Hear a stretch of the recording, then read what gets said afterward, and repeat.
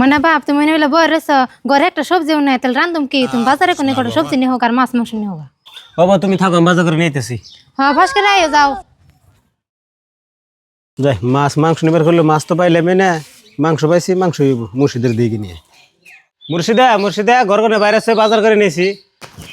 বাজার করে নিয়ে আসো তাহলে দেখি কি নিয়ে আসো।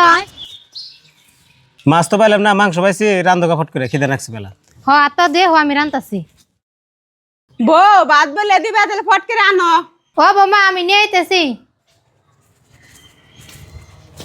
এসে ধরেন খাই না আনে ভাত খাই না আমি একটু কাম করতেছি।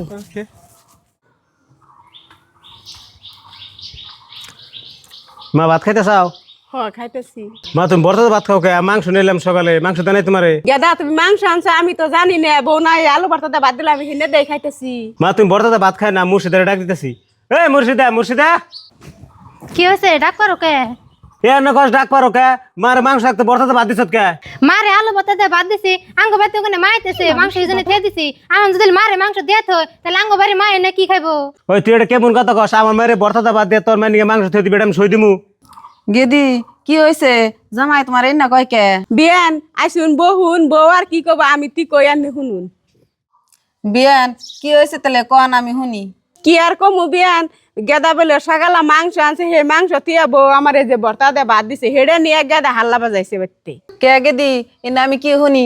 বিয়ান আমার কাছে এনে কি কইতাছে? তোমার কি আমি এই শিক্ষা দিছি হরিরে মাংস থিয়া আলু ভর্তা দিয়ে ভাত দিছাও? তুমি যদি হরির নাকি এরকম ব্যবহার করো গেদি আমি তো আর কোনদিনও তুমি তাহম না। মা আমি ভাবছি যে তুমি আইলে কেদা আমার হরের আর তোমার বইয়ে একসাথে মাংস দিয়ে ভাত দিমু না হে রে এখন আমি আলু ভর্তা দিয়ে ভাত দিছি মারে। আমি আইলে এসব মাংস দিয়ে ভাত দিতে তাই কি এখনো মাংস দিয়ে দিতে এনে শুনলে মাসে কি কব আর জানি কোনদিন ভবিষ্যতে এমনি করো না।